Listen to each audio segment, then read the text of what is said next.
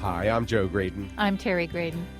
Welcome to this podcast of the People's Pharmacy, where we bring you the stories behind the health headlines. This podcast is brought to you by Redix Industries, makers of Utterly Smooth Body Cream. 800-345-7339, on the web at uttercream.com.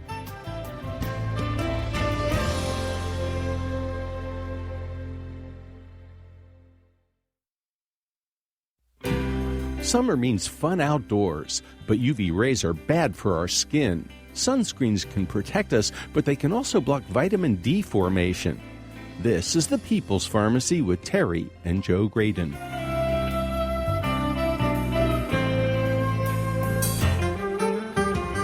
In past decades, people relied on the sun to make adequate amounts of vitamin D. Nowadays, vitamin D insufficiency is common. Indoor work and good skin protection may mean we're not making as much vitamin D as we need. How can you make sure you're getting enough? Summer activities can lead to problems like bug bites, blisters, muscle cramps, and poison ivy. What home remedies do you use? Share them with us. Coming up on the People's Pharmacy, we welcome your questions and stories about the health news that matters to you. First, this news. In the People's Pharmacy health headlines, how well does marijuana work against pain or post-traumatic stress disorder? Researchers examined the evidence for benefit and harm from cannabis in a pair of systematic reviews published in the Annals of Internal Medicine. Medical marijuana is legal in 28 states. Most of the adults using this botanical medicine take it to alleviate pain. But the systematic review found that there have been too few studies of cannabis to determine how well it works. Moreover, the studies that have been done are not of the highest quality. There does seem to be support for using medicinal marijuana for nerve pain, but not for other indications, including PTSD. Part of the problem is that research on cannabis has been limited by government restrictions and lack of funding. Many of the existing trials were conducted in Europe, where presumably scientists have had more flexibility. The researchers note that methodologically strong research in almost any area is likely to add to the strength of the evidence.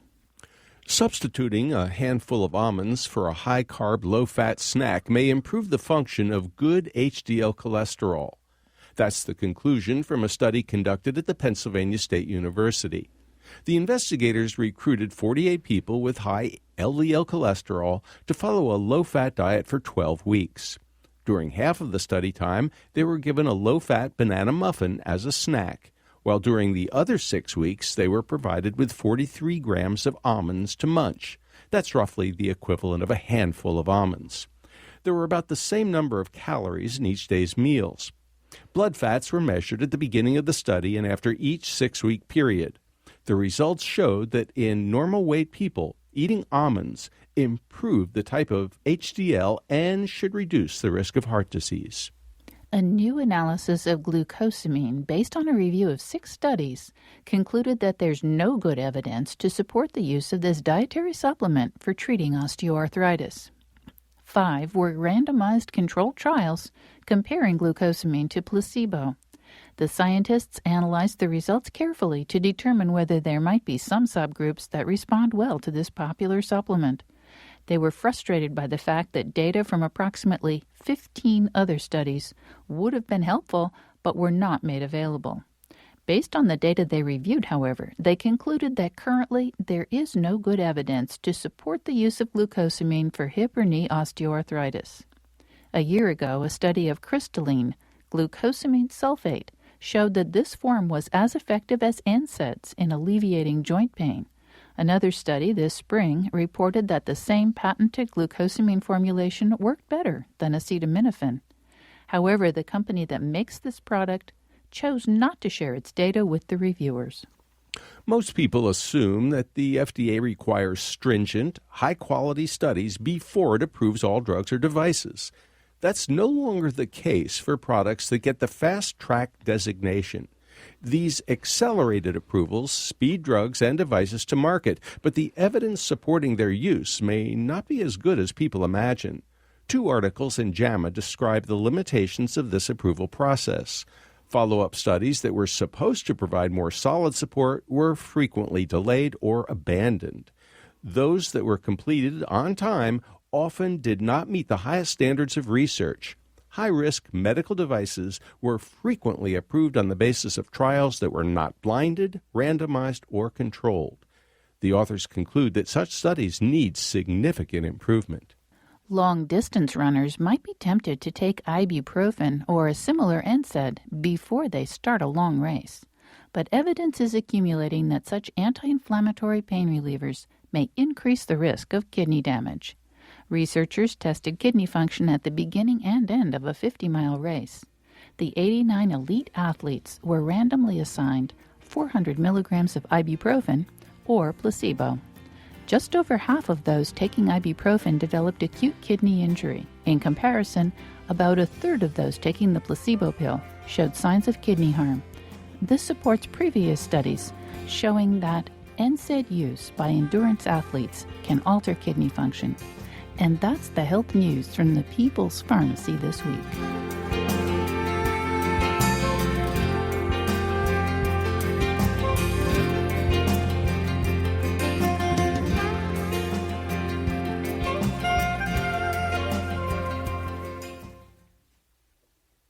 Welcome to the People's Pharmacy. I'm Joe Graydon. I'm a pharmacologist. I'm Terry Graydon. I'm a medical anthropologist.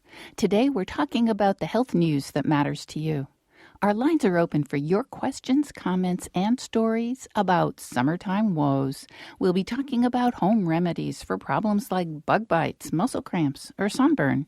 Do you have a favorite remedy for summer troubles? You can share it at 888-472-3366 or email us, radio@peoplespharmacy.com. You can also reach us with Twitter. We're at People's Pharmacy. Share your own story about summer remedies, 888-472-3366. Summer is one of the times when most Americans who can spend a little more time outdoors actually get enough vitamin D. That won't happen in the fall and winter in much of the country, but even in the summer, people who are extra cautious about sunscreen might not be getting as much vitamin D as they expect. To learn more about vitamin D, we turn to Dr. Tirone Lodog, one of the country's leading experts on the science behind herbs and dietary supplements. Her website is drlodog.com, and her latest book is Fortify Your Life, Your Guide to Vitamins, Minerals, and More. Dr. Tirone Lodog, welcome back to the People's Pharmacy. Thank you. Thank you for having me back. Oh, we love having you on the People's Pharmacy, Dr. Lodog. And I guess one of our big questions these days is about vitamin D. It seems that we have multiple studies showing that people who are low or deficient or insufficient in vitamin D, and the exact levels depend on the researchers' definitions, but people who don't have enough vitamin D in their bodies suffer from a wide range of health problems. And yet, most of the studies that we have seen testing supplements don't show a huge benefit from vitamin D supplements.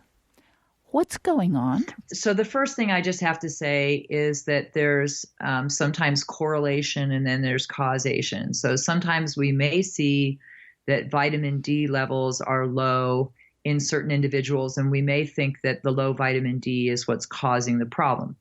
And in some cases, that may be a correlation, but it may not be the cause.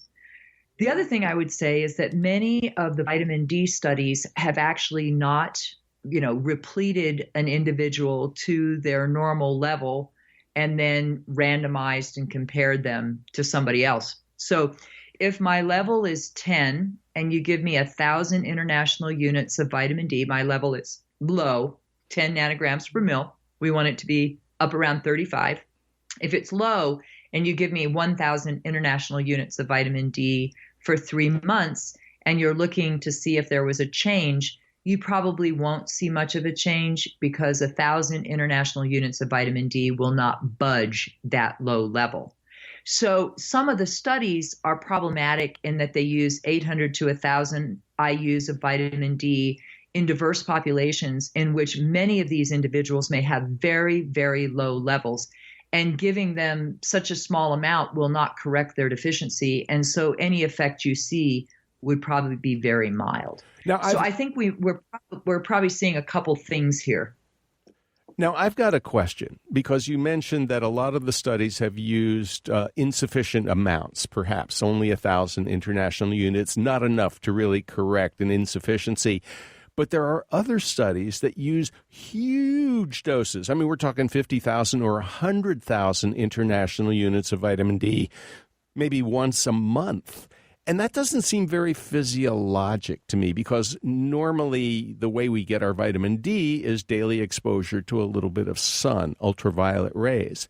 So your thoughts about the 100,000 IU dose once a month compared to the way our body makes vitamin D?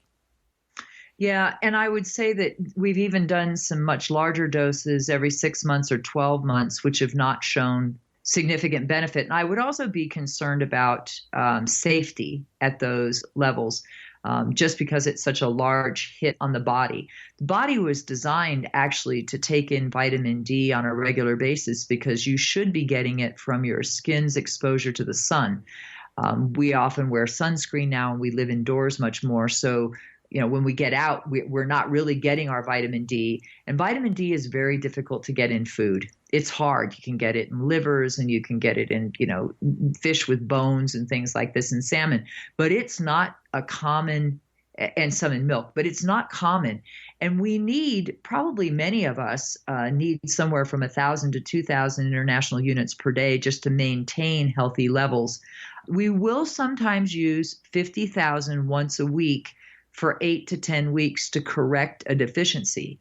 So in those cases, we may do 50,000 once a week. But a lot of us actually just prefer patients to take 6,000 to 8,000 a day. Again, just getting that daily dose, which is equivalent to 50,000 a week, and then recheck those levels. So I'm not a fan of the big dosing. They have not shown to be effective or valuable. And it's actually not the way the body was designed to take in vitamin D. Can you explain the difference between vitamin D2 and vitamin D3? Does it matter? Well, so two things. One, vitamin D2 is ergocalciferol, and it is a vegan sort of source, often sourced from mushrooms and things like this. So vitamin D2 is not what we generally make our recommendations for. The recommendations that are made through the Institute of Medicine, or what was formerly the Institute of Medicine, is for you to use vitamin D3. Vitamin D3 is cholecalciferol, and it is believed to be most bioactive in the body. So when I'm recommending vitamin D, I do recommend vitamin D3. Now, I know the dermatologists will be up in arms about what I'm just about to say, because they really do want us to stay out of the sun. And we do know that sun exposure will increase our risk of skin cancer and aging of the skin. But how bad would it be for us to get 10 to 15 minutes of sun exposure on a regular basis daily in order to maintain adequate levels of vitamin D naturally? Well, I tell most of my patients that you want to get, 15 minutes, unless you're very fair-haired, fair-skinned, that you want to get 15 minutes of your arms and sort of legs exposed, but especially arms.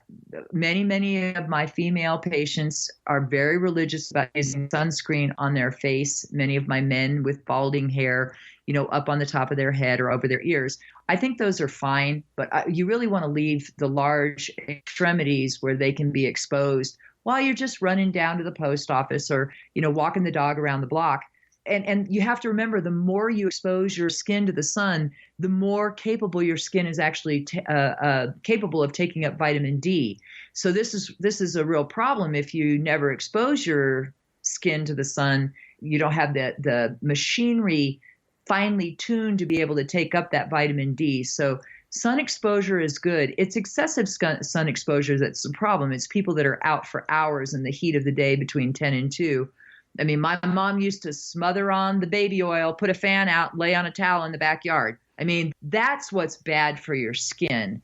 I think that we've become sunophobes, which is a shame because sun has so many good effects on us, including setting our circadian rhythm and helping us maintain our vitamin D levels. But let's also be honest, if you are a Black person, you have very dark skin and you live, in Boston or New York, you will not be able to get enough sun exposure to keep your vitamin D levels throughout the winter. You just won't. So supplementation, I think people need to take vitamin D supplements regularly. Let's just assume for a moment, Joe and Terry, that the cancer, the immune, some of these other things that we believe are connected to low vitamin D, let's just assume none of that is true. Let's just assume the only thing vitamin D does is help protect bones, keep them strong, and maintain good muscles and balance, which there's no debate about. There's nobody debating that. For that to happen, you must have a blood level of 35 to 40 nanograms per mil. That you have to have that level. If your level's 10 or 12, you will not be able to take up the calcium, you will not be able to form good bones, and you will also develop muscle weakness and be more at risk for falls. So for me, it's like if it can do all of these other things, I'm super excited. But if the only thing vitamin D did was maintain strong, healthy bones, good muscles, and protect me from falling, especially as I get older, then why are we still not just saying we need to be checking vitamin D levels and making sure we have people in the optimal range? A little side note is that we do know that vitamin D also can help prevent premature labor and premature birth.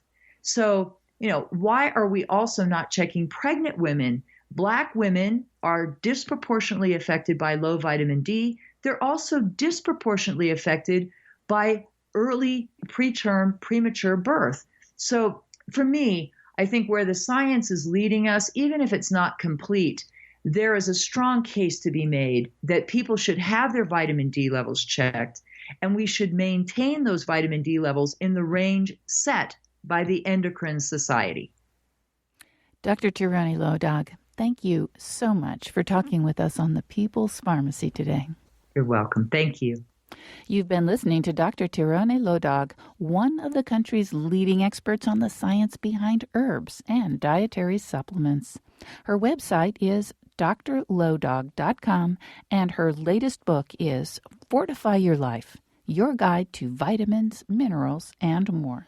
Have you thought about your vitamin D levels? What have you done to make sure you're getting enough? Has taking a supplement made a noticeable difference for you? Our lines are open at 888-472-3366. You can email us radio@peoplespharmacy.com. You can also reach us on Twitter. We're at People's Pharmacy. Again, the number 888-472-3366. Well, as soon as we come back from this break, we will take your calls about your favorite summertime remedies. Did your kids come home from camp with lice? What did you do about it? Do you have a remedy for fungal infections? Give us a call, 888-472-3366. If our lines are full, again, radio@peoplespharmacy.com. Give us a call. Share your story, 888-472-3366.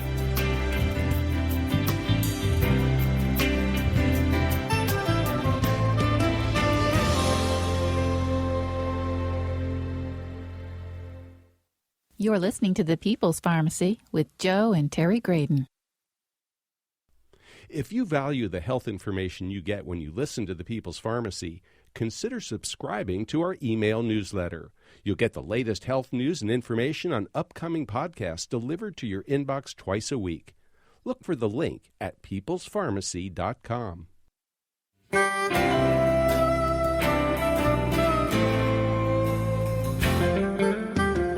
Welcome back to the People's Pharmacy. I'm Terry Graydon. And I'm Joe Graydon. The People's Pharmacy is made possible in part by Red X Industries, makers of utterly smooth creams and lotions that moisturize deeply to make dry skin feel soft and smooth. The number is 800-345-6888.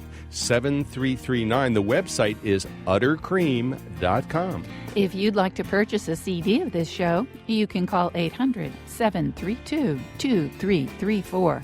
It's show number 1091.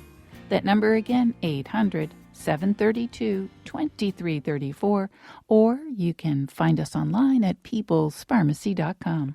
Today we're talking about home remedies for summer maladies. We invite you to ask a question or share your story about what's worked for you. How do you deal with jock itch, smelly feet, itchy bug bites, lice, or muscle cramps? How do you know if your vitamin D levels are adequate?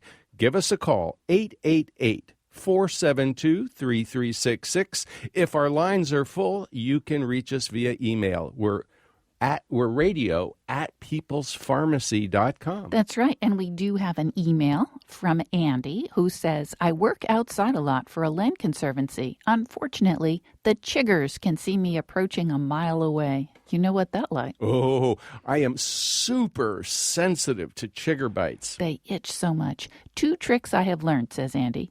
1, try to shower within 4 hours of being in Chiggerville and scrub your entire body with a washcloth and soap. You can eliminate the majority of the enemy by doing this. 2, if you do get a case of chigger bites, use rubbing alcohol to soothe the itch and prevent infection. Most important of all, soak in an Epsom salt bath just before bed. Dry off without showering off the bathwater and get in your jammies and hit the bed. The salt reduces the nighttime itching. So, and he signs it, Andy, chiggerologist. I have never heard of a chiggerologist, but he sounds like he's had a little experience. Well, I'm sure if he works for a land conservancy, he's had quite a bit of experience. Yes. Shall we go to line 1? And who is line 1? It looks like Emily in South Carolina. Emily, welcome to the People's Pharmacy. Tell us what's on your mind. Hi, Joe and Terry. Yeah, I have a question. I have vitiligo on about 80% of my body, and I try to get sun exposure anyway in the early mornings or late evenings. But I've always been curious as to whether or not the parts of my skin that no longer have melanin are, going through the process of absorbing the vitamin D or whatever the terminology is for that.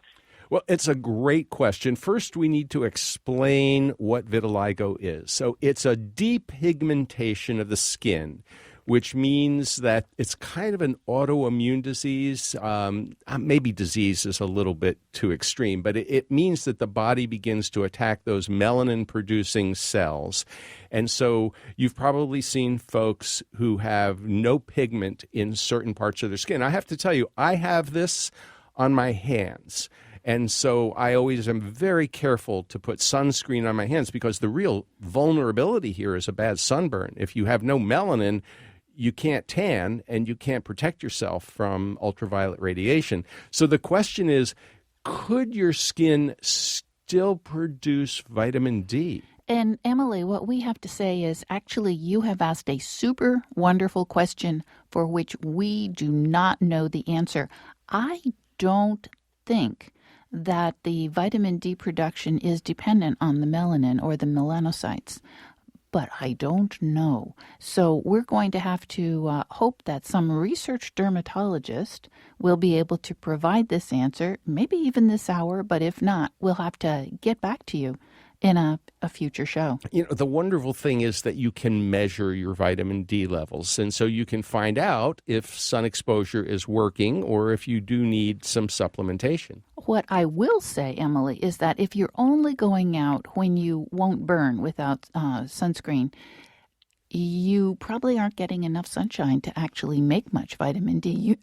You need at least 13 minutes 3 times a week at this time of year in your T-shirt and shorts in order to make enough vitamin D. So you might not be getting quite enough really early in the morning, really late in the afternoon.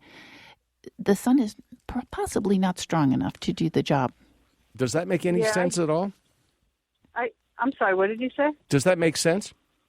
Yes, it does. And I do supplement as well, but I believe that there's other things that getting out in the sun are giving me too, not just the vitamin D. So, there's certainly the exposure on my retina and all sorts of other Right. stuff. And I'm with you on that. But you do need to be careful because you do not want to burn that delicate dermis. Yes. Okay. Thanks so much for the call. Thank you. We appreciate All right. it. Bye-bye. Bye. Well, Joe, shall we go to Gretchen in Greensboro, North Carolina? Sure. Hi, Gretchen. Welcome to the People's Pharmacy. Hi, Joe and Terry. Good morning, People's Pharmacy. Well, hi. What's up? Now, on vitamin D, I first had mine tested and found out it was 15. And the doctor prescribed the 50,000 units once a week for 8 weeks. Wait a few weeks, retest. After 18 months, I went up to 17. Huh. Not much improvement, is that, Gretchen? That's barely moving the needle. That's barely moving the needle. Now, my biggest thing was I did work in the medical field. The Army taught me to work in surgery. And I was asking doctors everywhere in the civilian world, everywhere I'd go about it. And finally, one of them invited me to a med school seminar, continuing education, and the books in the back of the room was what gave me the most information, besides the lecture. But a book called Reversing Osteopenia, I don't remember the authors, one's a PhD and one's an MD. In that book, what saved me was a chapter about caffeine interferes with the absorption of vitamin D. Well, I'll be danged. I've never heard of that. Are you serious? What happened when you cut back on caffeine? Well, I was drinking way too much caffeine and, chocolate and other things, and amazing difference. No kidding. Amazing. So just by getting rid of the caffeine, you were able to absorb adequate levels of vitamin D? Yes. Well, that is a new one for us. I must tell you, I don't think I'm ready to give up my coffee, but I might want to keep it under 3 cups a day, just to be on the safe side, because I like to keep my vitamin D levels a little higher than most people normally do. Somewhere in the 50 to 60 range is what my physician has recommended, and I follow his advice. Hey, thank you so much for the call, Gretchen. We really appreciate it. Thank you. 50 to 60. I was wondering what recommended was. Well, you know what? Dr. Lodog said 35. 35 to 40. And I think you'll find that is considered quite acceptable. But as Joe said, his physician has reasons for recommending 50 to 60. So somewhere in that range, between 35 and 60, I think is going to be fine. You get up around 100 and you start possibly getting into trouble. Yeah, I think over 60 is probably overkill.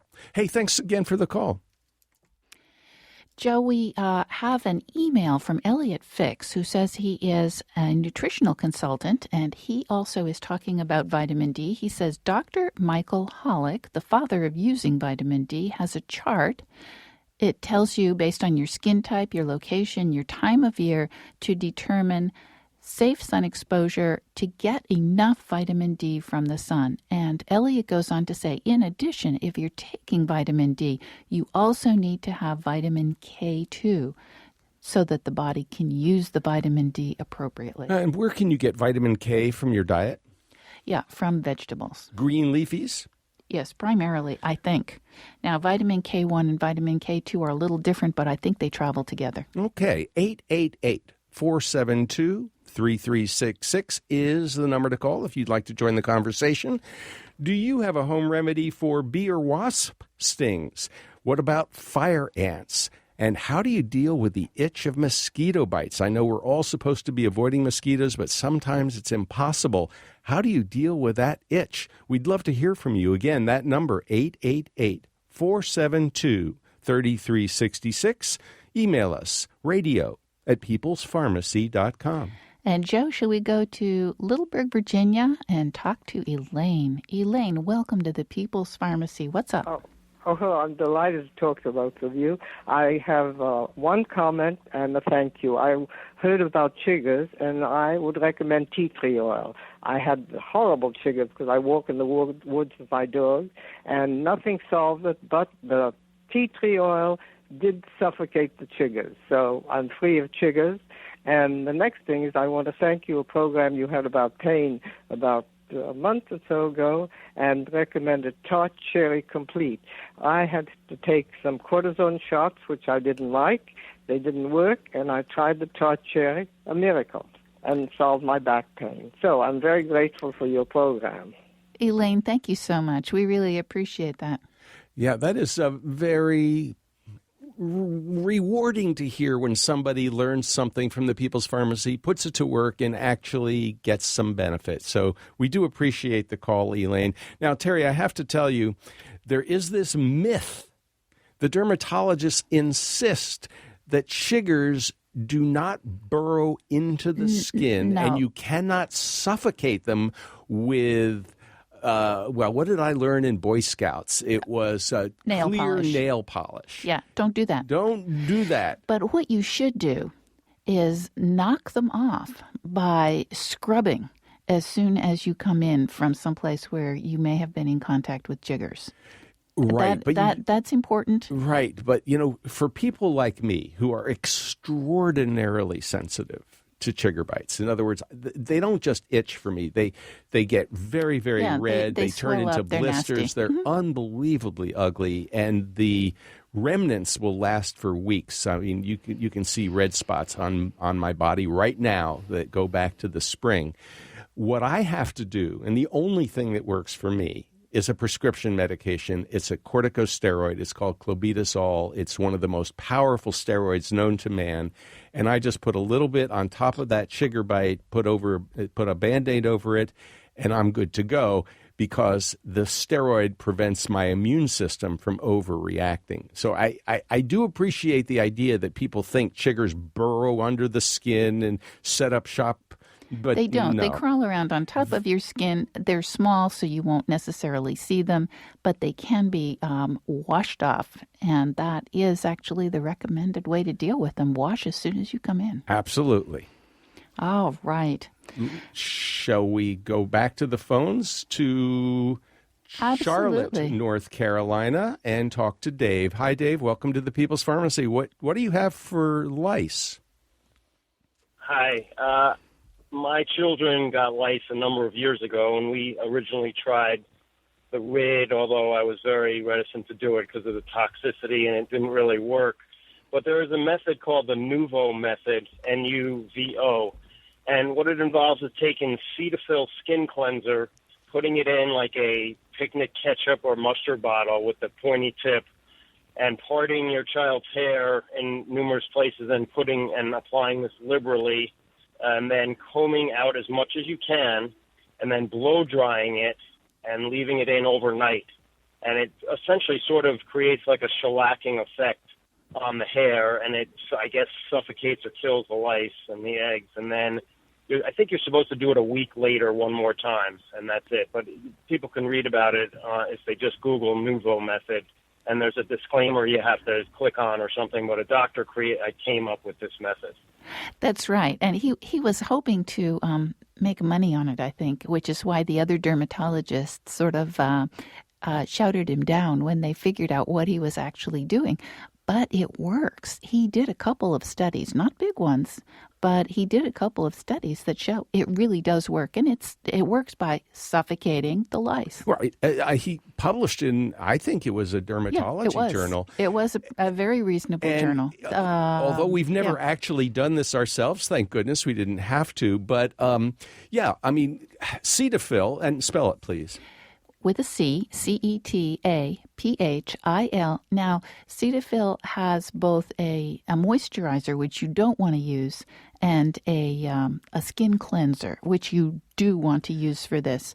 And Dave, putting it into a squeeze bottle is a wrinkle I hadn't heard before, but it sounds like a good idea. It would make it easier to apply. Great idea. And you just really massage it into the hair, and then, as you say, you blow dry it, and it creates a hard shell, like you said, shellac.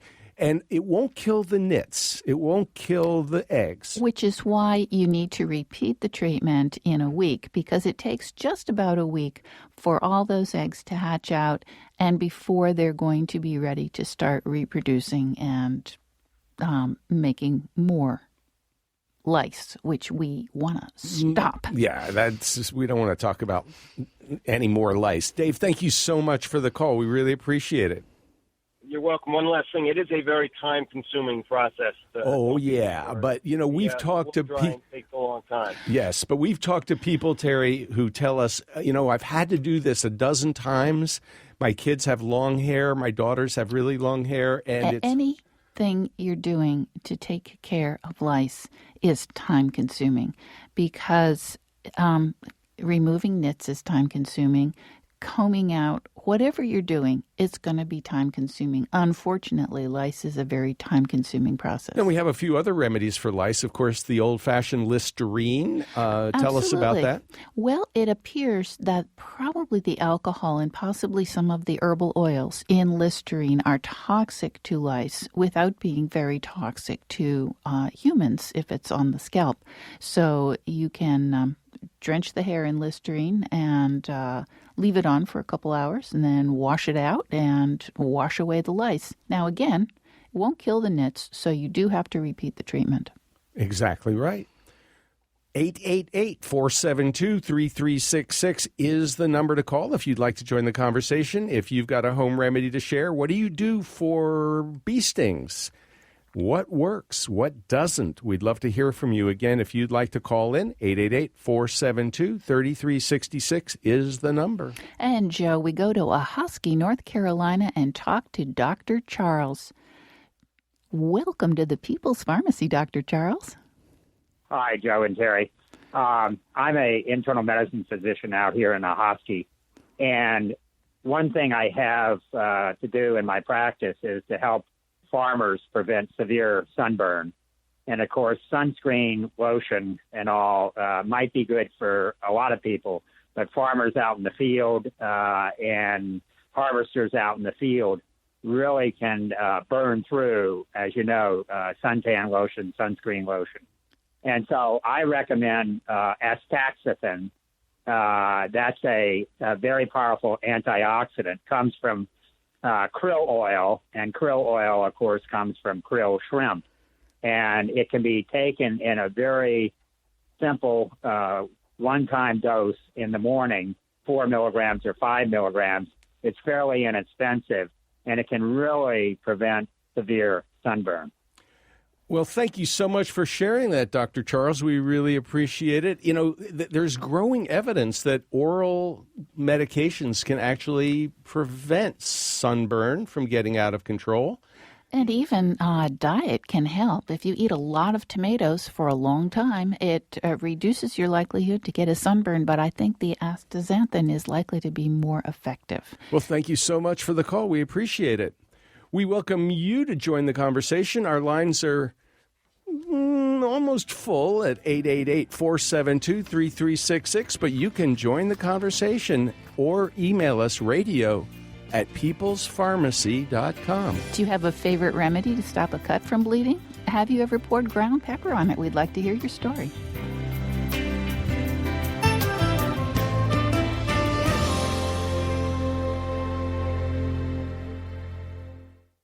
You're listening to The People's Pharmacy with Joe and Terry Graydon. If you're enjoying this People's Pharmacy podcast, why not head over to our website where you'll find a wealth of information on medications, conditions, home remedies, and ways to keep yourself healthy. You'll find it all at peoplespharmacy.com.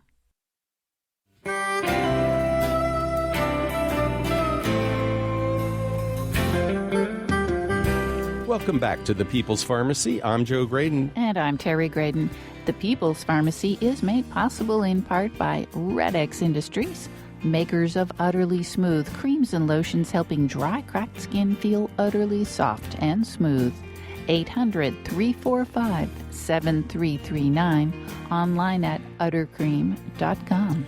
If you'd like to purchase a CD of this or any People's Pharmacy show, you can call 800-732-2334. Today's show is 1091. Or visit our website. It's peoplespharmacy.com. Today, we're talking about the health news that matters to you. We spoke earlier about vitamin D, why it's important, why you might not be getting enough, and what you can do about that. We've also been talking about summertime remedies. What's your favorite? Tell us about it. 888-472-3366. You can email us radio@peoplespharmacy.com. And Joe, we go to Frostburg, Maryland, to talk to Marina. Welcome to the People's Pharmacy, Marina. Tell us about your remedy. I'm very allergic to the little gnats that come out in the summertime. If I get bitten by a gnat in the yard, I will frequently develop swelling, itch, and the itch and the swelling will last for days. So I found out that something that I use for poison ivy actually helps to reduce my swelling, reduces my itch, and the bite goes away within a minute, sometimes as much as 30 minutes. And the stuff that I use is called Technu Extreme. It's an over-the-counter scrub for poison ivy that actually has reformed my life. Well, that is very cool because we have heard from people who are so super sensitive to poison ivy that Technu really helps them. Right, and that's spelled Tecnu, the simplest possible spelling. Right. Now, I've never heard it used for bug bites. But it's very interesting to hear that it helps. Thanks so much for letting us know. Now, we have something to share for you because this is a little counterintuitive, but when you get an itchy bug bite, another option is hot water. Hot enough to be painful, not so hot that it will burn, and it only takes about 2 or 3 seconds. It also works for mosquito bites, and it also works for, surprise, surprise, poison ivy itch, as long as it's not too terribly bad. Just, a little bit of poison ivy. But 2 to 3 seconds of hot water takes away the itch for hours. And we learned this from a dermatology textbook about 40 years ago. So that's one other thing to put in the back of your mind if you end up with a mosquito bite. Add to that, when I use my Techno Extreme, I usually go straight into the shower, take a hot shower, put on the Techno Extreme. So it's probably a combination of both that works. Well, there Very you go. Very likely. Well, thanks so much, Marina. We appreciate the call. You're welcome. Thank you. Bye-bye. 888-472-3366. And it looks like David in Roxborough has a remedy for chiggers. What is it, David? Good morning, Joe and Terry. My name's David. What I do when I work out around the group home properties is I put baby oil on my legs and forearms, and it basically acts like fly paper and catches the little rascals before they can dig in and gives me more time to wash them off later in the day. It works like what? Fly paper kind of traps them. Fly paper is like a human fly. You become a human fly paper. But the baby oil is so you after you put it on, then you wash it off, presumably. I wash it off at the end of the day. Wow. Don't you feel slimy? Yes. but I never get chiggers. Well, that's good to know. Well, I guess it's worth the trade-off. Now, it also works for prevention of poison oak also by putting that thin barrier to wash it off later on with dish detergent. Well, that is very cool. There is one other possibility, and the old-timey farmers who, had to go out in the field and didn't have much choice would often sprinkle sulfur powder on their socks and shoes. Right, flowers of sulfur. Flowers and then, of sulfur. Course, you tuck your long pants into the socks, and that helps protect you from the chiggers as well. And you can still get flowers of sulfur in garden stores. You absolutely can. The other thing is you want to be very careful not to inhale that dust, that sulfur dust, because it's not good for your lungs. You could also use bug repellent. Oh, well, in fact, it's a good idea to do that. Yeah, that's what I do because, as I've already mentioned, I'm super sensitive to chiggers. So I will usually put on some kind of pretty powerful DEET or permethrin on my socks, on my shoes, and generally speaking, that'll keep them off. But mineral oil, I'm going to consider human flypaper. Hey, thank you so much for the call. We really appreciate it, David. Thank you for your show. Bye-bye. Joe, we've got an email from Bill who says, I get muscle cramps in my legs. He's in West Virginia. I have found that drinking pickle juice will relieve the cramps within a minute. It doesn't matter what kind. Dill pickles, sweet pickles, bread and butter pickles. I've even used relish juice. I recommend it to anyone else who has muscle cramps. And it does work, Joe. It works, and we even know why it works, right, Terry? How about if you explain it? Well, you were the one who discovered this, so why don't you tell us what kind of specialized cellular mechanism we're talking about? Well, I didn't discover it, but I have been reading about it, and the specialized mechanism that we're talking about is TRP. Transient receptor potential. These are ion channels for sodium and calcium, I think, and probably potassium and maybe some other things. But they're specialized ion channel receptors in the nerve cells.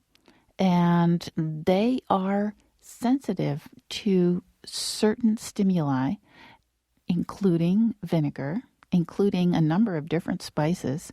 And they're also sensitive to things like pressure there's a whole family, and each of them is specialized, but they're sensitive to heat, they're sensitive to cold. So, go.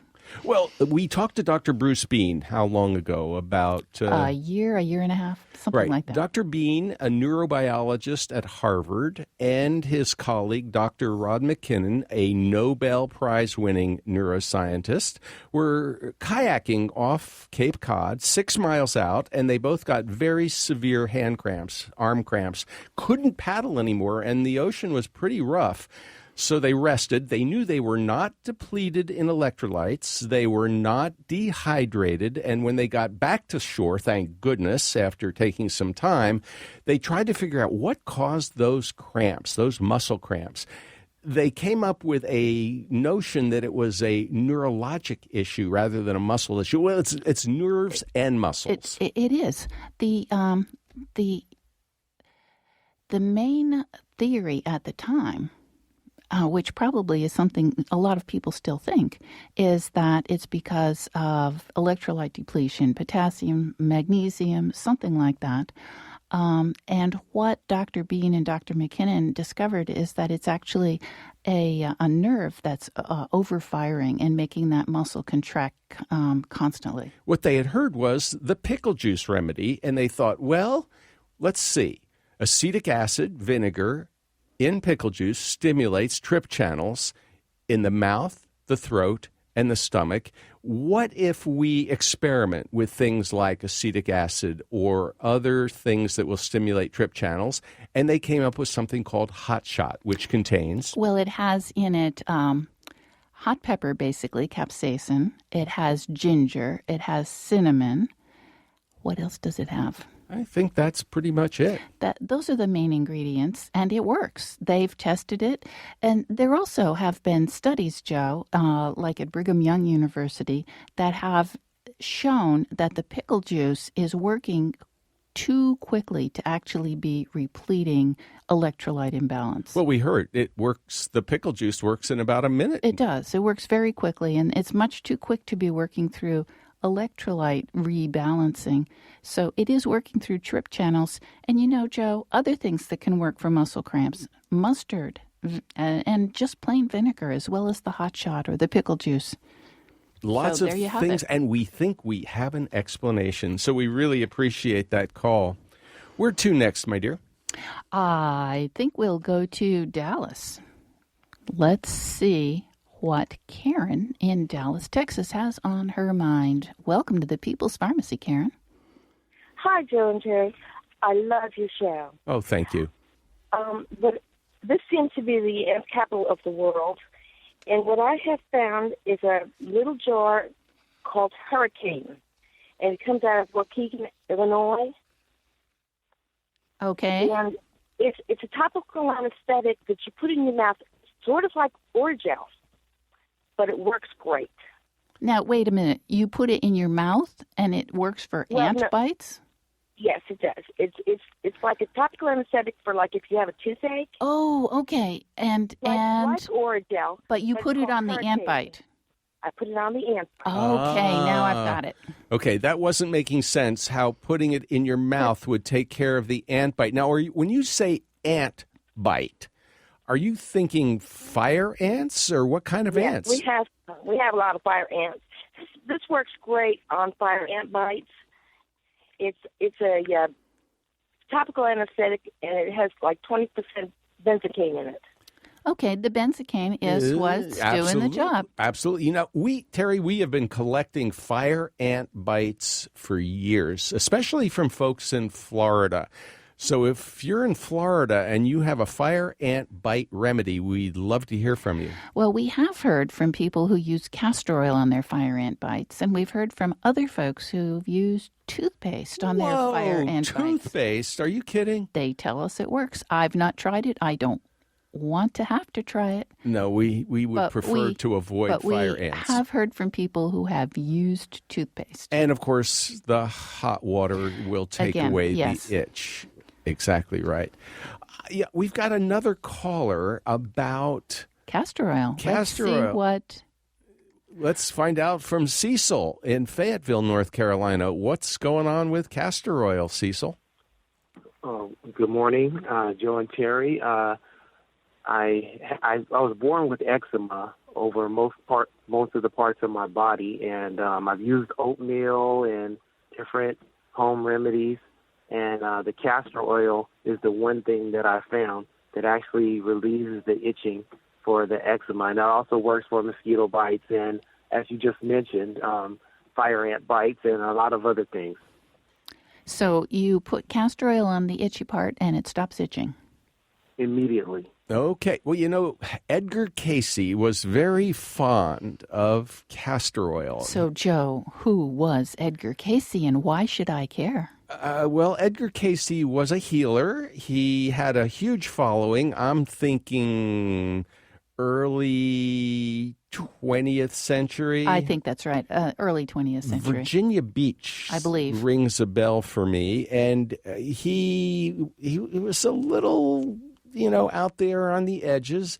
But just a little. But castor oil was one of his go-to remedies, and there are a lot of people to this day who swear by castor oil. Well, including Cecil. Thanks for your call, Cecil. Oh, you're welcome. Thank you. We appreciate it very much. I want to find out more about this baby oil thing. Speaking of chiggers, let's go to. Oh, I guess we're not quite ready for line 5, so let's go to line 6. Diana in Florida, welcome to the People's Pharmacy. What's on your mind? Hello. Hi, Dr. and Phil. I was hearing about the head lice, and I had found a little device called a RoboComb, and it takes a little AA battery, and it actually electrifies them. And when you're combing the hair, you will actually hear a zap for the live lice. For the nits, that must be a little disconcerting, huh? Well, actually, after you spend hundreds of dollars on the over-the-counter stuff, because we are in Florida and I have 4 girls, and lice is so prevalent, and hundreds of dollars. So every time you hear a little zap, you actually celebrate. Yes. To be honest with you, because a AA battery is much cheaper. And then for the nits, what we do, which is good for the hair as well, is we mayonnaise. Mayonnaise? Yes, we use mayonnaise. We let them put mayonnaise on their hair and sleep overnight, and then comb out the nits. The mayonnaise releases the glue on the nits. Okay, so you must... you must cover the hair somehow so that it doesn't mess up the pillow. Yes, of course, with a head cap, a shower cap. Right. So we put a shower cap on, and so you get a nice conditioning, and it zaps then you can remove the nits easily. But also I wanted to comment, I was so glad to hear your show today because I wake up with leg cramps every night, and I have an abundance of pickle juice. And I also someone also was telling me about the different magnesium and whatnot. And so I'm going to be a lot more serious about taking that and having pickle juice at my side instead of a glass of water. Well, and you know, Diana, as much as we've heard from people that magnesium is supposed to help, and we are very fond of magnesium, don't get me wrong, there was a study just a couple of weeks ago, Terry, that said magnesium doesn't work. It was a double-blind, placebo-controlled trial, and it really did not show any benefit to taking magnesium for preventing leg cramps at night. So we can't really recommend that anymore. But if the pickle juice doesn't work, Diana, give yellow mustard a shot. It works for us every time. Yellow mustard, would that just be some mustard, or Yep. do you get the Just powder and make a drink? No. No. Just take a spoonful, swallow a spoonful of the mustard that you would otherwise put on your hot dog. I love mustard. Oh, Good. well, then you're all set. Of course, at 2 a.m, I'm not so sure it's that great, but hey. If it takes the cramp away, which it does, that's great. Thanks so much for your call, Diana. And Joe, we are almost out of time. We are almost out of time, but thank you so much for sharing all of these wonderful remedies. I really do appreciate it. Lynn Siegel produced today's show. Kimani Hall provided technical assistance. Al Wadarski is the engineer. Dave Grayton edits our interviews. The People's Pharmacy is produced at the studios of North Carolina Public Radio, WUNC. The People's Pharmacy theme music is by B.J. Liederman. To order today's show, you can call 800-732-2334. Today's show is 1091. That number again, 800-732-2334, online at peoplespharmacy.com. And when you visit our website, you can tell us what you think about today's show. You can also share a favorite remedy. If you didn't get a chance, this is your opportunity. We'd love to hear from people in Florida who are dealing with all of those nasty red ant bites. The fire ants. The fire ants. Mm-hmm. Ooh, they can be so painful. Well, when you're at our website, you could subscribe to the free podcast of our show or our free email newsletter. Find it in your inbox every day. If you listen to the podcast, we'd be grateful for a review on iTunes. And why not friend us on Facebook? Now, Terry, sodium, salt, it's a very confusing issue. We didn't get an opportunity to talk about it, but there's growing evidence that sometimes people can be a little low in sodium. You know, we keep telling people, cut back on salt. But when you're sweating in the hot weather, you may need a little pickle juice. You might just want a little pickle juice to relieve your cramps and prevent what we call hyponatremia, which is a very dangerous situation. Again, thank you so much for listening to The People's Pharmacy. Please don't forget to join us next week. I'm Joe Grayton. And I'm Terry Grayton. Thanks so much for listening and sharing today.